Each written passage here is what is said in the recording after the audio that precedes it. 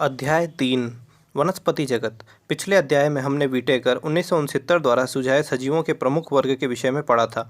इसमें उन्होंने 5 kingdom Monera, protista, fungi, animalia तथा प्लांटी सुझाए थे। इस अध्याय में हम प्लांटी जगत, जिसे वनस्पति जगत भी कहते हैं, के बारे में तथा वर्गीकरण के विषय में विस्तार से पढ़ेंगे। हमें यहाँ पर इस बात पर ध्यान देने की आवश्यकता है कि वनस्पति जगत के विषय में समय के अनुसार परिवर्तन आया है। फंजाई तथा मोनेरा तथा प्रोटिस्टा वर्ग के सदस्य, जिनमें कोशिका भित्ति होती है, अब प्लांटी वर्ग से निकाल दिए गए हैं।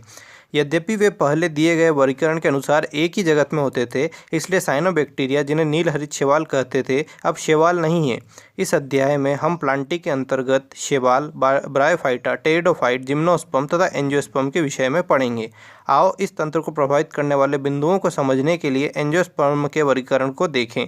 पहले दिए वर्गीकरण में हम आकारिकी के गुणों जैसे प्रकृति, रंग, पत्तियों की संख्या तथा आकृति के आधार आदि पर वर्गीकरण करते थे। वे मुख्यतः कायिक गुणों अथवा पुमंग की रचना के आधार पर हैं तथा लिनियस के अनुसार ऐसे वर्गीकरण कृत्रिम थे, क्योंकि उन्होंने बहुत ही समीप वाली संबंधित स्पीशीज को अलग कर दिया था। इसका कारण था कि वे बहुत ही कम गुणों पर आधारित थे। कृत्रिम वर्गीकरण में कायिक तथा लैंगिक गुणों को समान मान्यता दी गई थी। अब यह स्वीकार नहीं है, क्योंकि हम जानते हैं कि कायिक गुणों में प्रायः पर्यावरण के अनुसार परिवर्तन हो जाता है। इसके विपरीत प्राकृतिक वर्गीकरण जीवों में प्राकृतिक संबंध तथा बाह्य गुणों के साथ साथ भीतरी गुणों जैसे परारचना, शारीर, भ्रूण विज्ञान तथा पादप रसायन के आधार पर विकसित हुआ है। पुष्पी पादपों के इस वर्गीकरण को जॉर्ज बेंथम तथा जोसेफ डोल्टन हुकर ने सुझाया था। वर्तमान में हम जाति वृत्तीय वर्गीकरण तंत्र, जो विभिन्न जीवों में विकासीय संबंध पर आधारित है, को स्वीकार करते हैं। इससे यह पता लगता है कि समान टेक्सा के जीव के पूर्वज एक ही थे।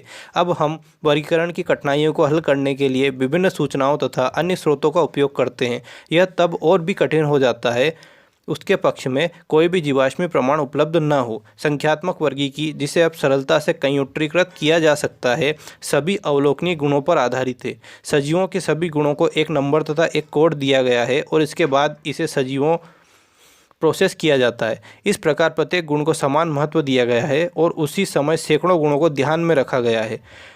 आजकल वर्गीकी विद भ्रांतियों को दूर करने के लिए कोशिका वर्गीकी के कोशिका विज्ञानी सूचनाओं जैसे क्रोमोसोम की संख्या, रचना, व्यवहार तथा रसायन वर्गीकी, जो पादपों के रासायनिक कारकों का उपयोग करते हैं। 3.1 शैवाल।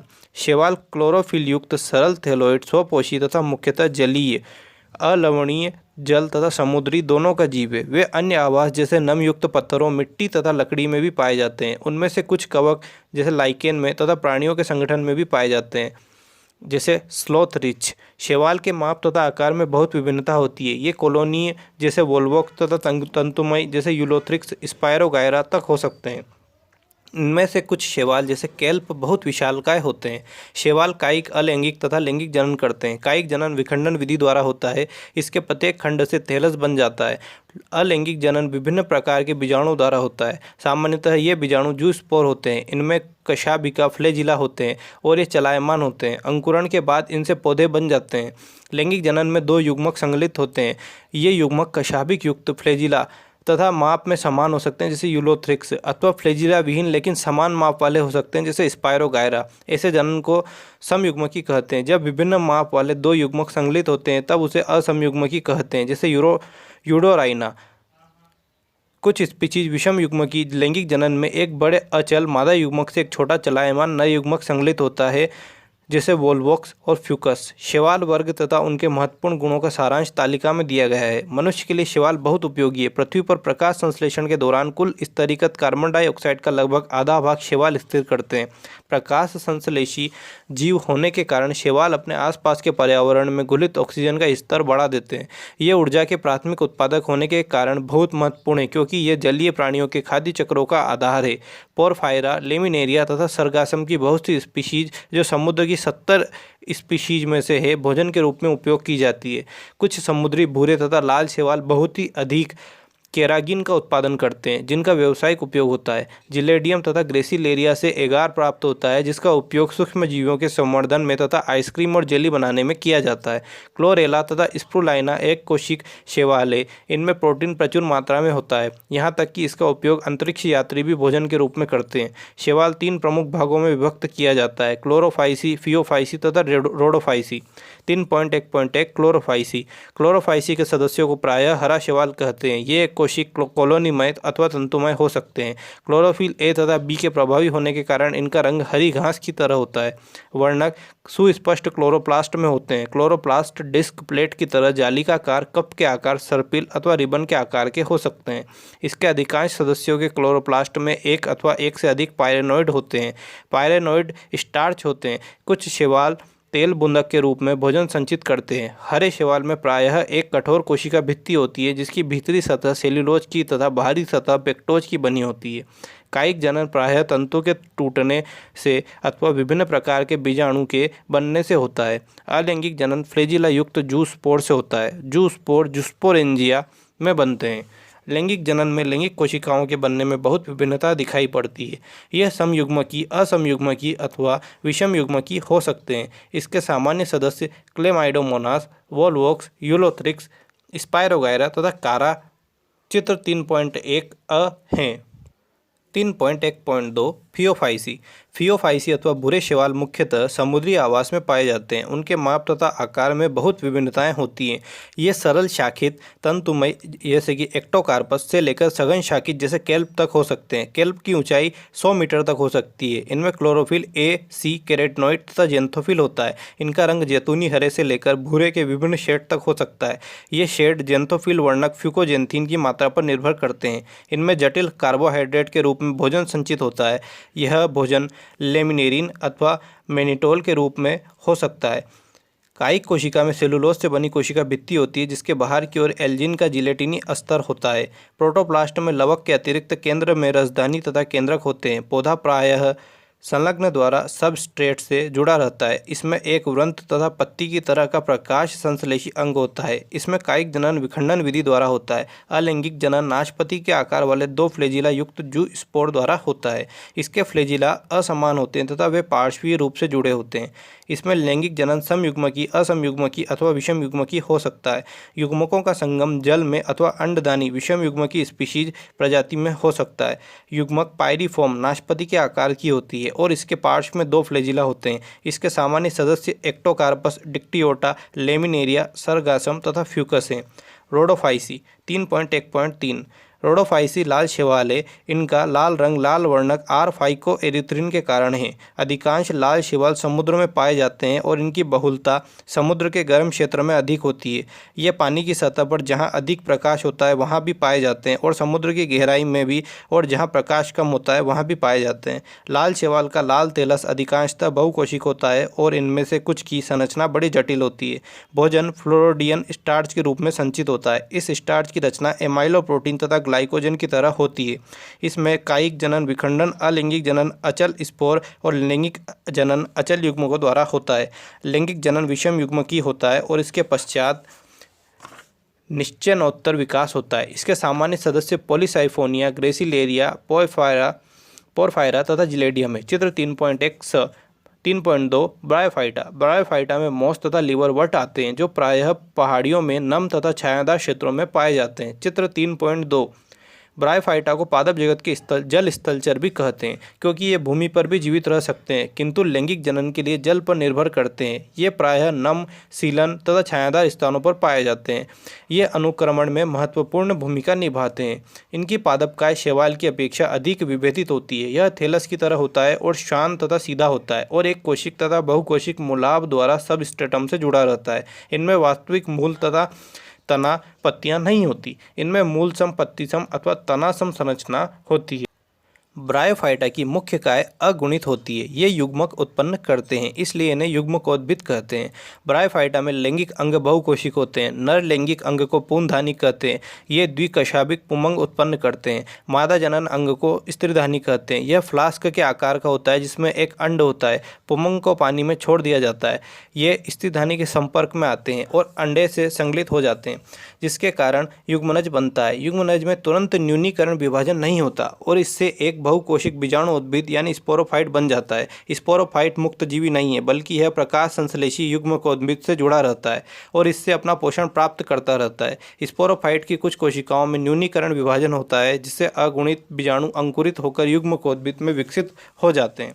ब्रायोफाइटा का बहुत कम आर्थिक महत्व है लेकिन कुछ मांस शाकाहारियों, स्तनधारियों, पक्षियों तथा अन्य प्राणियों को भोजन प्रदान करते हैं। स्पेगनम की कुछ स्पीशीज पीट प्रदान करती है जिसका उपयोग ईंधन के रूप में करते हैं। इसका उपयोग पैकिंग में और सजीव पदार्थों को स्थानांतरित करने में भी करते हैं। इसका कारण यह है कि इनमें पानी को रोकने की क्षमता बहुत अधिक होती है। लाइकेन समेत मॉस सर्वप्रथम ऐसे सजीव हैं जो चट्टानों पर उगते हैं। इनका पारिस्थितिक दृष्टि से बहुत महत्व है। इन्होंने चट्टानों को अपघटित किया और अन्य उच्च कोटि के पौधों को उगने के अनुरूप बनाया। चूंकि मॉस मिट्टी पर एक सघन परत बना देते हैं, इसलिए वर्षा की बौछारें मृदा को अधिक हानि नहीं पहुंचा पाती और इस प्रकार ये मृदा अपक्षरण को रोकते हैं।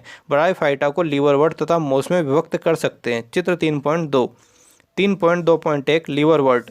लीवरवर्ट प्रायः नमी छायादार स्थानों जैसे नदियों के किनारे, दलदले स्थानों, गीली मिट्टी, पेड़ों की छालों आदि पर उगते हैं। लीवरवर्ट की पादपकाय थैला सब मार्केंशिया होती है। थैलस पृष्ठधार होते हैं तथा अधः स्तर बिल्कुल चिपके रहते हैं।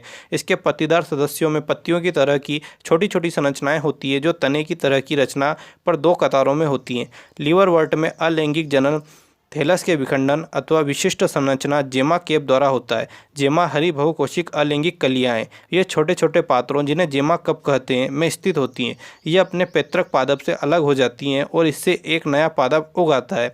लैंगिक जनन के दौरान नर तथा मादा लैंगिक अंग या तो उसी थैलस पर अथवा दूसरे थैलस पर बनते हैं। स्पोरोफाइट में एक पाद, सीटा तथा कैप्सूल मार्केंशिया होता है। मियोसिस के बाद कैप्सूल में स्पोर बनते हैं। स्पोर से अंकुरण होने के कारण मुक्त जीवी युग्मकोद्भिद बनते हैं।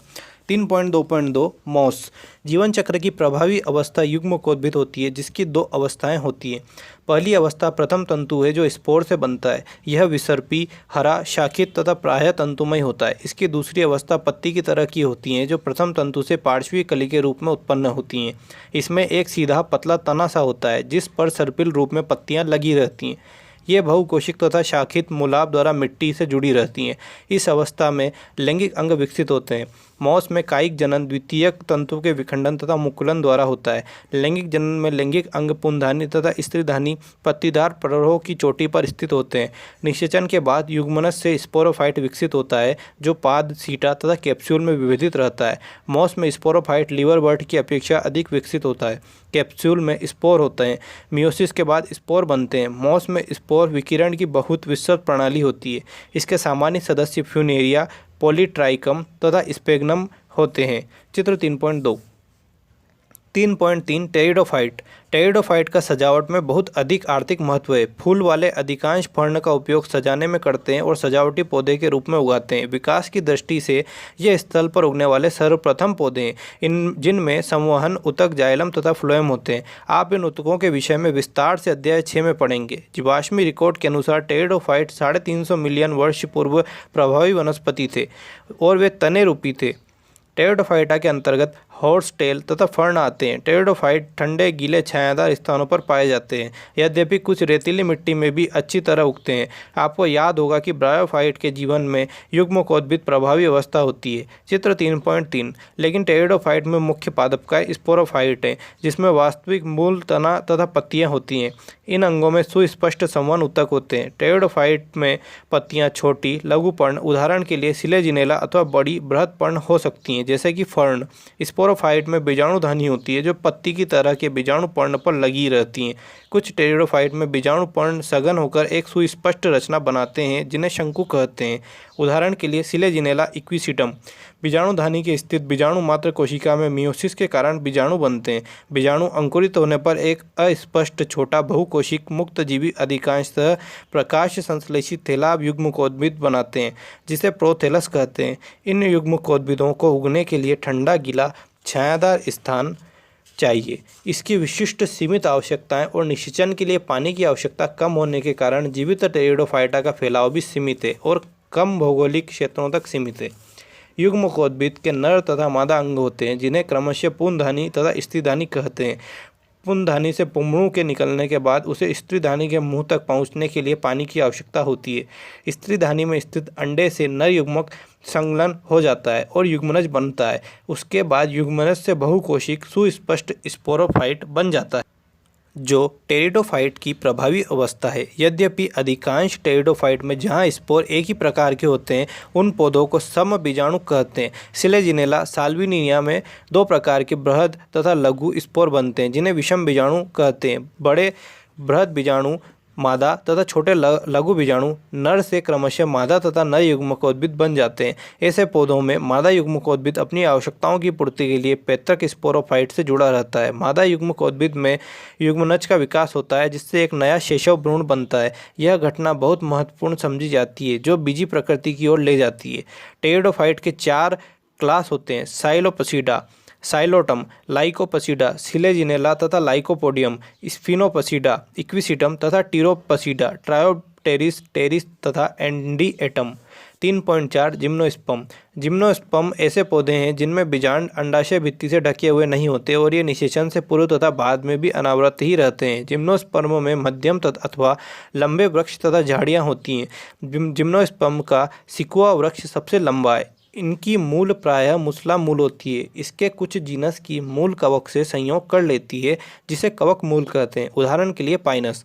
जबकि कुछ अन्य की छोटी विशिष्ट मूल नाइट्रोजन स्थिर करने वाले साइनोबैक्टीरिया के साथ संयोग कर लेती है, जिसे प्रवाल मूल कहते हैं, उदाहरणतः साइकेस। इसके तने अशाखीय साइकेस अथवा शाखित पाइनस और सिड्रस होते हैं। इनकी पत्तियां सरल तथा संयुक्त होती है। साइकेस में पिच्छाकार पत्तियां कुछ वर्षों तक रहती हैं। जिम्नोस्पर्म में पत्तियां अधिक ताप, नमी तथा वायु को सहन कर सकती हैं। शंक्वाकार पौधों में पत्तियां सुई की तरह होती हैं। इनकी पत्तियों का सतही क्षेत्रफल कम, मोटी क्यूटिकल तथा गतिक रंध्र होते हैं। इन गुणों के कारण पानी की हानि कम होती है। जिम्नोस्पर्म विषम बीजाणु होते हैं। वे अगुणित लघु बीजाणु तथा बृहद बीजाणु बनाते हैं। बीजाणुधानी में 2 प्रकार के बीजाणु उत्पन्न होते हैं। बीजाणुधानी बीजाणु पर्ण पर होते हैं। बीजाणु पर्ण सर्पिल की तरह तने पर लगे रहते हैं। ये शलत अथवा सघन शंकु बनाते हैं। शंकु जिन पर लघु बीजाणु पर्ण तथा लघु बीजाणुधानी होते हैं, उन्हें लघु बीजाणुधानिक अथवा नर शंकु कहते हैं। प्रत्येक लघु बीजाणु से नर युग्मकोद्भिद संतति उत्पन्न होती है, जो बहुत ही न्यूनीकृत होती है और यह कुछ ही कोशिकाओं में सीमित रहती है। इस न्यूनीकृत नर युग्मकोद्भिद को परागकण कहते हैं। परागकणों का विकास लघु बीजाणुधानी में होता है। जिस शंकु पर गुरु बीजाणु पर्ण तथा गुरु बीजाणुधानी होती है, उन्हें गुरु बीजाणुधानिक अथवा मादा शंकु कहते हैं। 2 प्रकार के नर अथवा मादा शंकु एक ही वृक्ष पाइनस अथवा विभिन्न वृक्षों पर साइकस स्थित हो सकते हैं। गुरु बीजाणु मात्र कोशिका बीजांडकाय की कोशिका से विभेदित हो जाता है। बीजांडकाय एक अस्तर द्वारा सुरक्षित रहता है और इस सघन रचना को बीजांड कहते हैं। बीजांड गुरु बीजाणु पर्ण पर होते हैं, जो एक गुच्छा बनाकर मादा शंकु बनाते हैं। गुरु बीजाणु मात्र कोशिका में मियोसिस द्वारा 4 गुरु बीजाणु बन जाते हैं। गुरु बीजाणुधानी बीजांडकाय स्थित अकेला गुरु बीजाणु मादा युग्मकोद्भिद में विकसित होता है। इसमें 2 अथवा 2 से अधिक स्त्रीधानी अथवा मादा जनन अंग होते हैं। बहुकोशिक मादा युग्मकोद्भिद भी गुरु बीजाणुधानी में ही रह जाता है। जिम्नोस्पर्म में दोनों ही नर तथा मादा युग्मकोद्भिद ब्रायोफाइट तथा टेरिडोफाइट की तरह स्वतंत्र नहीं होते। वे स्पोरोफाइट पर बीजाणुधानी में ही रहते हैं। बीजाणुधानी से परागकण बाहर निकलते हैं। ये गुरु बीजाणु पर्ण पर स्थित बीजांड के छिद्र तक हवा द्वारा ले जाए जाते हैं। परागकण से एक परागनली बनती है, जिसमें नर युग्मक होता है। यह परागनली स्त्रीधानी की ओर जाती है और वहाँ पर शुक्राणु छोड़ देती है। निषेचन के बाद युग्मनज बनता है, जिससे भ्रूण विकसित होता है और बीजांड से बीज बनते हैं। ये बीज ढके हुए नहीं होते। 3.5 एंजियोस्पर्म। पुष्पी पादपों अथवा एंजियोस्पर्म में परागकण तथा बीजांड में विशिष्ट रचना के रूप में विकसित होते हैं, जिसे पुष्प कहते हैं।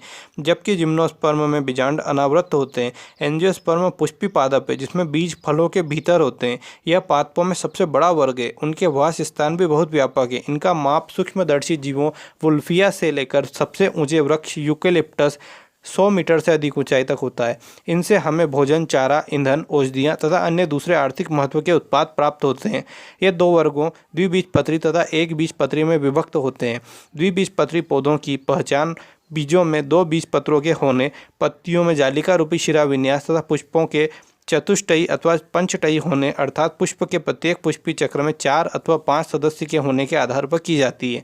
दूसरी ओर एक बीजपत्री के पौधों के बीज में केवल एक बीजपत्र का होना, पत्ती में समानांतर शिराविन्यास एवं त्रिटयी पुष्प अर्थात प्रत्येक पुष्प चक्र में 3 उपांग होना एक बीजपत्री पौधे के विशेष अभिलक्षण हैं। द्विबीजपत्री पौधों के बीजों में 2 बीजपत्र होते हैं, जबकि एक बीजपत्री में एक बीजपत्र होता है। पुष्प में नर लैंगिक अंग पुंकेसर है। प्रत्येक पुंकेसर में एक पतला तंतु होता है, जिसकी चोटी पर परागकोश होता है। परागकोश के अंदर पराग मात्र कोशिका अर्धसूत्रण द्वारा विभाजित होकर लघु बीजाणु बनाती है, जो परिपक्व होकर परागकण बनाती है। पुष्प में मादा लैंगिक अंग स्त्री केसर अथवा अंडप होते हैं। स्त्री केसर में आधार पर फूला हुआ अंडाशय तथा उससे जुड़ी हुई लंबी पतली वर्तिका एवं उसके शीर्ष पर वर्तिकाग्र होता है। अंडाशय के अंदर अंडप उपस्थित होते हैं। सामान्यतः प्रत्येक अंडाशय में एक गुरु बीजाणु मात्र कोशिका होती है जो अर्धसूत्रण द्वारा विभाजित होकर 4 अगुणित गुरु बीजाणु बनाती है, जिनमें से 3 अविकसित हो जाती है और एक विभाजित होकर भ्रूणकोश बनाती है। प्रत्येक भ्रूणकोश में 3 कोशिकीय अंड समुच्चय, 1 अंड कोशिका तथा 2 सहायक कोशिकाएं, 3 प्रतिव्यासांत कोशिकाएं तथा 2 ध्रुवीय कोशिकाएं होती हैं। 2 ध्रुवीय कोशिकाएं आपस में जुड़ जाती हैं जिससे द्विगुणित द्वितीयक केंद्रक बनता है। परागकण परागकोश से निकलने के बाद हवा अथवा अन्य एजेंसियों द्वारा स्त्री केसर के वर्तिकाग्र पर स्थानांतरित कर दिए जाते हैं। इस स्थानांतरण को परागण कहते हैं। परागकण वर्तिकाग्र पर अंकुरित होते हैं जिससे परागनली बनती है। परागनली वर्तिकाग्र तथा वर्तिका के ऊतकों के बीच से होती हुई बीजांड तक पहुंचती है। परागनली भ्रूणकोश के अंदर जाती है जहां पर फटकर या 2 नए नर युग्मकों को छोड़ देती है। इनमें से एक नर युग्मक अंड कोशिका से संलयित हो जाता है। युग्मक संलयन एक युग्मनज बनता है, ली संलयन। दूसरा नर युग्मक द्विगुणित द्वितीयक केंद्रक से संलगित करता है जिससे त्रिगुणित प्राथमिक भ्रूणपोष केंद्रक बनता है। चूंकि इसमें 2 संलयन होते हैं इसलिए इसे द्विनिषेचन कहते हैं। द्विनिषेचन एंजियोस्पर्म का अद्वितीय गुण है। युग्मनज भ्रूण जिसमें 1 अथवा 2 बीजपत्र हो सकते हैं में विकसित हो जाता है और प्राथमिक भ्रूणपोष केंद्रक भ्रूणपोष में विकसित हो जाता है। भ्रूणपोष विकासशील भ्रूण को पोषण प्रदान करता है। इन घटनाओं के दौरान बीजांड से बीज बन जाते हैं तथा अंडाशय से फल बन जाता है। निषेचन के बाद सहायक कोशिकाएं तथा प्रतिव्यासांत कोशिकाएं लुप्त हो जाती है। एंजियोस्पर्म के जीवन चक्र को चित्र 3.6 में दिखाया गया है। 3.6 पादप जीवन चक्र तथा संतति या पीढ़ी एकांतरण। पादप में अगुणित तथा द्विगुणित कोशिकाएं माइटोसिस द्वारा विभक्त होती हैं। इसके कारण विभिन्न काय अगुणित तथा द्विगुणित बनते हैं। अगुणित पादप काय माइटोसिस द्वारा युग्मक बनाते हैं। इसमें पादप काय युग्मकोद्भिद होता है। निषेचन के बाद युग्मनज भी माइटोसिस द्वारा विभक्त होता है जिसके कारण द्विगुणित स्पोरोफाइट पादप काय बनाता है। इस पादप काय में मियोसिस द्वारा अगुणित बीजाणु बनते हैं। ये अगुणित बीजाणु माइटोसिस विभाजन द्वारा पुनः अगुणित पादपकाय बनाते हैं। इस प्रकार किसी भी लैंगिक जनन करने वाले पौधों के जीवन चक्र के दौरान युग्मकों जो अगुणित युग्मकोद्भिद बनाते हैं और बीजाणु जो द्विगुणित स्पोरोफाइट बनाते हैं के बीच संतति या पीढ़ी एकांतरण होता है। यद्यपि विभिन्न पादप वर्गों तथा उनकी व्यष्टियों में निम्नलिखित पैटर्न प्रदर्शित पाया जाता है। पहला, बीजाणु उद्भिद संतति में केवल 1 कोशिका वाला युग्मनज होता है। उसमें कोई मुक्तजीवी स्पोरोफाइट नहीं होता। युग्मनज में मियोसिस विभाजन होता है जिससे अगुणित बीजाणु बनते हैं। अगुणित बीजाणु में माइटोटिक विभाजन द्वारा युग्मकोद्भिद गेमिटोफाइट बनते हैं। ऐसे पौधों में प्रभावी प्रकाश संश्लेषी अवस्था मुक्तजीवी युग्मकोद्भिद होते हैं। इस प्रकार के जीवन चक्र को अगुणितिक कहते हैं। बहुत से शैवाल जैसे वोल्वोक्स, स्पायरोगायरा तथा क्लेमाइडोमोनास की कुछ स्पीशीज इस प्रकार का पैटर्न होता है। चित्र 3.7 दूसरा, कुछ ऐसे उदाहरण भी है जहां पादप में द्विगुणित बीजाणुद्भिद प्रभावी प्रकाश संश्लेषी मुक्त होता है। युग्मकोद्भिद 1 कोशिकीय अथवा कुछ कोशिकीय अगुणित होते हैं। जीवन चक्र की इस अवस्था को द्विगुणितिक कहते हैं। एक शैवाल फ्यूकस स्पीशीज इसी पैटर्न का प्रतिनिधित्व करती है। चित्र 3.7 ब। साथ ही सभी बीजीय पादप जिम्नोस्पर्म व एंजियोस्पर्म इसी पैटर्न का अनुसरण करते हैं जिसमें युग्मकोद्भिद अवस्था कुछ कोशिकीय से बहुकोशिकीय होती है। ब्रायोफाइट तथा टेरिडोफाइट में मिश्रित अवस्था अर्थात दोनों प्रकार की अवस्थाएं देखने को मिलती है। दोनों ही अवस्थाएं बहुकोशिकीय होती हैं लेकिन उनकी प्रभावी अवस्था में भिन्नता होती है। एक प्रभावी मुक्त प्रकाश संश्लेषित थैल साफ अथवा सीधी अवस्था अगुणितिक युग्मकोद्भिद में होती है और यह अल्प आयु बहुकोशिकीय बीजाणुद्भिद जो पूर्ण अथवा आंशिक रूप से जुड़े रहने तथा पोषण के लिए युग्मकोद्भिद पर निर्भर करते हैं पीढ़ी एकांतरण करता है। सभी ब्रायोफाइट में ऐसा ही पैटर्न होता है। चित्र 3.7 स। द्विगुणित बीजाणु उद्भिद प्रभावी मुक्त प्रकाश संश्लेषी संवहनी पादपकाय होता है। यह बहुकोशिक मृतजीवी स्वपोषी मुक्त लेकिन अल्पायु अगुणित युग्मकोद्भिद से पीढ़ी एकांतरण करता है। ऐसे पैटर्न को अगुणितिक जीवन चक्र कहते हैं। चित्र 3.7 स। इसके कुछ अपवाद हैं। अधिकांश शैवाल में अगुणितिक पैटर्न होता है। उनमें से कुछ जैसे एक्टोकार्पस, पॉलीसाइफोनिया, केल्प में अगुणित द्विगुणितिक पैटर्न होते हैं। फाइकस एक शैवाल है जिसमें द्विगुणित पैटर्न होता है। सारांश, पादप जगत में शैवाल, ब्रायोफाइटा, टेरिडोफाइट, जिम्नोस्पर्म तथा एंजियोस्पर्म आते हैं। शैवाल में क्लोरोफिल होता है। वे सरल, थिलसाप, स्वपोषी तथा मुख्यतः जलीय जीव हैं। वर्णक के प्रकार तथा भोजन संग्रह के प्रकार के आधार पर शैवाल को 3 क्लासों में विभक्त किया गया है। यह क्लोरोफाइसी, फियोफाइसी तथा रोडोफाइसी। शैवाल प्रायः विखंडन द्वारा कायिक प्रवर्धन करते हैं। अलैंगिक जनन में विभिन्न प्रकार के बीजाणु द्वारा तथा लैंगिक जनन लैंगिक कोशिकाओं द्वारा करते हैं। लैंगिक कोशिकाएं समयुग्मकी, असमयुग्मकी तथा विषमयुग्मकी हो सकती हैं। ब्रायोफाइटा ऐसे पौधे हैं जो मिट्टी में उगते हैं, लेकिन उनका लैंगिक जनन पानी पर निर्भर करता है। शैवाल की अपेक्षा उनकी पादपकाय अधिक विभेदित होती है। यह थैलस की तरह होता है और शान अथवा सीधा हो सकता है। ये मूलाप द्वारा सबस्ट्रेटम से जुड़े रहते हैं। इनमें मूल की तरह, तने की तरह तथा पत्तियों की तरह रचनाएं होती हैं। ब्रायोफाइट लीवरवर्ट तथा मोस में विभक्त होते हैं। लीवरवर्ट थैलसाप तथा पृष्ठधार होते हैं। मोस सीधे पतले तने वाले होते हैं जिस पर पत्तियां सर्पिल ढंग से लगी रहती हैं। ब्रायोफाइटा की मुख्य काय युग्मकोद्भिद होती है जो युग्मकों को उत्पन्न करते हैं। इसमें नर लैंगिक अंग होते हैं जिसे पुंधानी कहते हैं। मादा लैंगिक अंग को स्त्रीधानी कहते हैं। नर तथा मादा युग्मक इससे पैदा होते हैं जो संगलित होकर युग्मनज बनाते हैं। युग्मनज जिससे बहुकोशिक रचना बनती है जिसे बीजाणु उद्भिद कहते हैं। इससे अगुणित बीजाणु बनते हैं। बीजाणुओं से युग्मकोद्भिद बनते हैं। टेरिडोफाइट में मुख्य पौधा बीजाणु उद्भिद होता है। इसमें वास्तविक मूल तना तथा पत्तियां होती हैं। इसमें सुविकसित संवहन ऊतक होते हैं। बीजाणु उद्भिद में बीजाणुधानी होती है जिसमें मियोसिस द्वारा बीजाणु बनते हैं। बीजाणु अंकुरित होकर युग्मकोद्भिद बनाते हैं। इन्हें वृद्धि के लिए ठंडे नम स्थानों की आवश्यकता होती है। युग्मकोद्भिद में नर तथा मादा लैंगिक अंग होते हैं जिन्हें क्रमशः पुंधानी तथा स्त्रीधानी कहते हैं। नर युग्मक के मादा युग्मक तथा जाने के लिए पानी की आवश्यकता होती है। निषेचन के बाद युग्मनज बनता है। युग्मनज से बीजाणु उद्भिद बनता है। जिम्नोस्पर्म वे पौधे होते हैं जिनमें बीजांड किसी अंडाशय भित्ति से ढका नहीं होता। निषेचन के बाद बीज अनावृत रहते हैं और इसलिए इन्हें अनावृत बीजी पौधे कहते हैं। जिम्नोस्पर्म लघु बीजाणु तथा गुरु बीजाणु उत्पन्न करते हैं जो लघु बीजाणुधानी तथा गुरु बीजाणुधानी बीजांड में बनते हैं। ये धानियाँ बीजाणुपर्ण में होती हैं। बीजाणुपर्ण, लघु बीजाणुपर्ण तथा गुरु बीजाणुपर्ण अक्ष पर सर्पिल रूप में लगी रहती हैं जिन्हें से क्रमशः नर शंकु तथा मादा शंकु बनते हैं। परागकण अंकुरित होते हैं और पराग नली बनती है जिससे नर युग्मक अंडाशय में निकल जाता है। यहाँ पर यह स्त्रीधानी में स्थित अंड कोशिका से संलग्न हो जाता है। निषेचन के बाद युग्मनज भ्रूण में तथा बीजांड बीज में विकसित हो जाता है। एंजियोस्पर्म में नर लैंगिक अंग पुंकेसर तथा मादा लैंगिक अंग स्त्री केसर फूल में उत्पन्न होते हैं। प्रत्येक पुंकेसर में एक तंतु तथा एक परागकोश होता है। परागकोश में अर्धसूत्रण के बाद परागकण नर युग्मकोद्भिद बनते हैं। स्त्री केसर में एक अंडाशय होता है जिसमें बहुत से बीजांड होते हैं। बीजांड में मादा युग्मक अथवा भ्रूणकोश होता है जिसमें अंड कोशिका होती है। पराग नली भ्रूणकोश में जाती है जहाँ पर वह 2 नर युग्मकों को छोड़ देती है। एक नर युग्मक अंड कोशिका से संलग्न हो जाता है और दूसरा द्विगुणित द्वितीयक केंद्रक त्रिसंलयन से संलग्न करता है। इस 2 संलयन के प्रक्रम को द्विनिषेचन कहते हैं। यह प्रक्रम एंजियोस्पर्म के लिए अद्भुत है। एंजियोस्पर्म द्विबीजपत्री तथा एक बीजपत्री में विभक्त होता है। लैंगिक जनन करने वाले पौधों जिसमें अगुणित युग्मकों तथा द्विगुणित बीजाणु उद्भिद उत्पन्न करने वाले बीजाणुओं के जीवन चक्र में पीढ़ी एकांतरण होता है। लेकिन विभिन्न पौधों के वर्गों तथा पौधों में जीवन चक्र अगुणित, द्विगुणितिक तथा मिश्रित प्रकार के पैटर्न हो सकते हैं।